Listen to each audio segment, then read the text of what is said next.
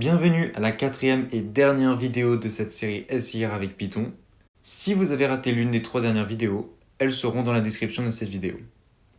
Dans cette ultime partie, on va terminer les dernières touches de la simulation et construire des graphiques pour visualiser l'évolution au cours du temps. Alors dans la dernière vidéo, on a créé une fonction qui s'occupe de la logistique de l'épidémie. Il ne nous reste plus qu'à l'implémenter dans la boucle de jeu. C'est-à-dire qu'à chaque étape, il faut qu'on vérifie et qu'on actualise tout ça. Donc on a fait ici le déplacement. Ce qu'on va faire, c'est qu'on va analyser juste après le déplacement. Donc for indiv. Alors vous vous souvenez, on ne va pas utiliser l'individu en lui-même, on va utiliser son identification. Donc id indiv in range. Donc les numéros d'individus, c'est de 0 jusqu'à population de départ, qui correspond à pop départ. Et pour chacun, on va donc analyser indiv. Alors on a une erreur ici. Ici parce que j'ai mis indiv au lieu de id indiv. Alors on corrige ça. Et hop, et parfait, regardez ça. Alors avant de continuer, j'avais fait 2 petites erreurs qu'il faut qu'on corrige rapidement. Alors ici dans le else susceptible.append, il faut rajouter id et pas indiv. Et la deuxième chose, c'est ici, j'avais ajouté des prints pour trouver les erreurs, c'est que ici le if, ça change pas grand chose, mais il faut pas qu'il soit aligné avec le if, mais avec le for.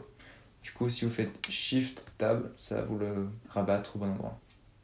Maintenant, quand on exécute, on obtient nos individus qui se déplacent sur une fenêtre. Et vous pouvez bien voir que les points verts qui rencontrent des points bleus les rendent infectés. Alors c'est beau et tout, mais on voit pas très bien. Ce serait bien qu'il y ait un rayon autour des points verts pour qu'on voit bien jusqu'où on infecte. Alors pour ça, on va ajouter une petite fonctionnalité dans la fonction affichée. Et cette fonctionnalité, c'est si la personne est contaminée, eh bien on va rajouter donc if indiv compte. Et bien ce qu'on va faire, c'est qu'on va dessiner un autre cercle autour sur la fenêtre, bien sûr, et de la couleur de l'individu, donc ce sera vert si c'est contaminé, mais bon. Ces coordonnées, eh bien, ce sera toujours x et y. Là, on peut copier, ce sera la même chose.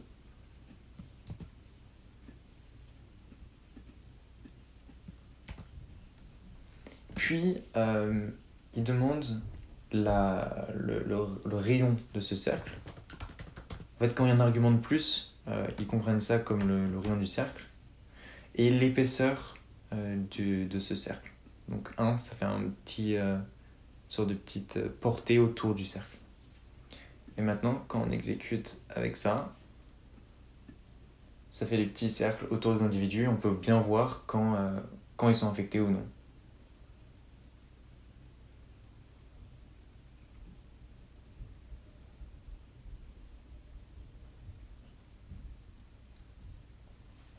Alors c'est sympa et tout, mais il n'y a pas beaucoup de personnes, la fenêtre elle est petite et tout.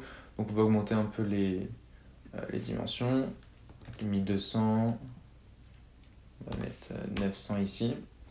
Puis on va mettre plus d'individus, par exemple on va mettre 300. Et on va mettre 2 personnes contaminées au départ.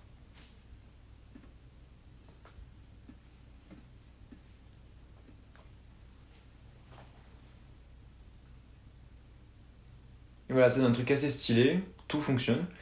La seule chose qui va nous rester à ajouter, c'est les graphiques à la fin pour voir comment cette maladie a évolué, les pics.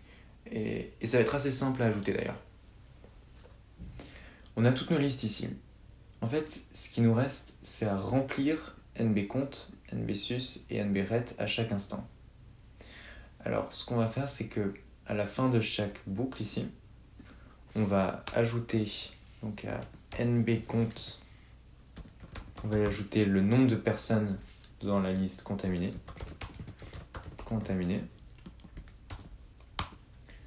NBRET, donc le nombre de personnes qui sont immunisées. Len, donc de la liste ici, le nombre de personnes rétablies. Et la dernière, ce sera susceptible ou NBSUS. Ça change rien l'ordre, mais donc il faut bien les ajouter ici. Len rétabli. Et enfin, la dernière, c'est susceptible. Donc nbsus.append len de susceptible. Alors, à la fin de tout ça, il nous suffit juste de... Donc, on va créer une figure au début, c'est très important, sinon ça pose des problèmes. D'ailleurs, faites attention parce que, surtout sur Mac, avec les nouvelles mises à jour de sécurité, ouvrir des fenêtres, ça pose problème. Donc, il faut écrire fig est égal à plt.figure pour créer la fenêtre avant. Et on va ajouter les valeurs à la fin. Donc plt.plot, on va plot nbcompte, le nombre de contaminations à un instant donné. La couleur, ici c'est un petit problème, c'est que c'est plus en format 0,255 mais en 0,1. Du coup si on ramène le vert entre 0 et 1, ça donne 0,58. 0.78, 0. Et on va mettre une étiquette, un label infecté. Pareil pour les personnes susceptibles. Couleur, la couleur bleue qu'on a utilisée sur les points. Ça c'est 0,58 et 0.78. Et label, ça va être susceptible. Enfin, le dernier, ce sont les personnes rétablies. Donc NBRET. Couleur, le gris. Donc ça, c'est 0.58, 0.58, 0.58. Et label, on va mettre rétabli.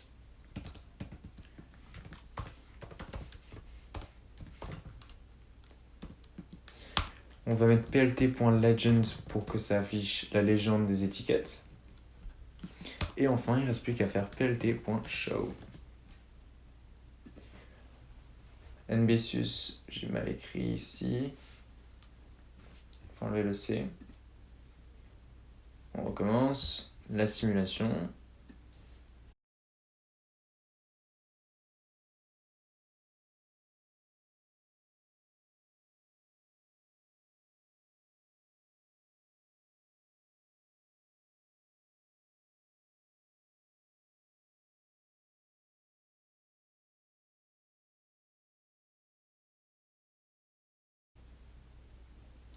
Et voilà, elle a fini.